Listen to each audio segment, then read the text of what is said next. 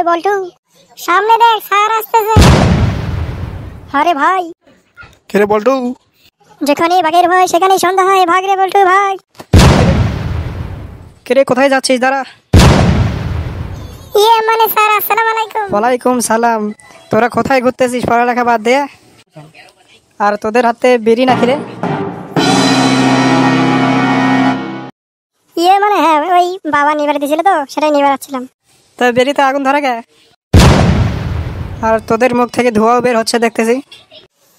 মানে স্যার, এই বেরিটা বাবা ধরে নিয়ে যাওয়ার কইছে। বেরিটা তো ধরে নিয়েছে, কিন্তু একা একা ফুরে যাচ্ছে, তাই দু একটা টান দিয়েছে দুই বাজিনে। তাহলে তো দেখতেছি এটা তোদের দোষ না, তোদের বাপ মায়ের দোষ। ছেলে মেয়ে এভাবেই খারাপ হচ্ছে দিন দিন। আর তোরা খালি স্কুলে আয়, তোদের দেখতেছি আমি। ভাই, কালকে স্কুলে গেলে কি যে করবি? হ্যাঁ ভাই, সেটাই তো ভয় লাগতেছে। যাই হোক, চল দুটো বেরিতে টান দিয়ে যাই। এ ভাই, এগুলো যদি বাপ মায়ে কয় তাহলে তো খবর খারাপ। হ্যাঁ ভাই, হ্যাঁ, বেরি তো ধরে নিয়ে যাবার কাছিল, বেরি তো টান দেওয়ার কয় নাই। চল বাড়িতে গিয়ে আগে পড়তে বসি। হ্যাঁ ভাই চল, পড়ালেখা পারলে তো আর বকতেও পারবে না, কিছু বলতে পারবে না, চল।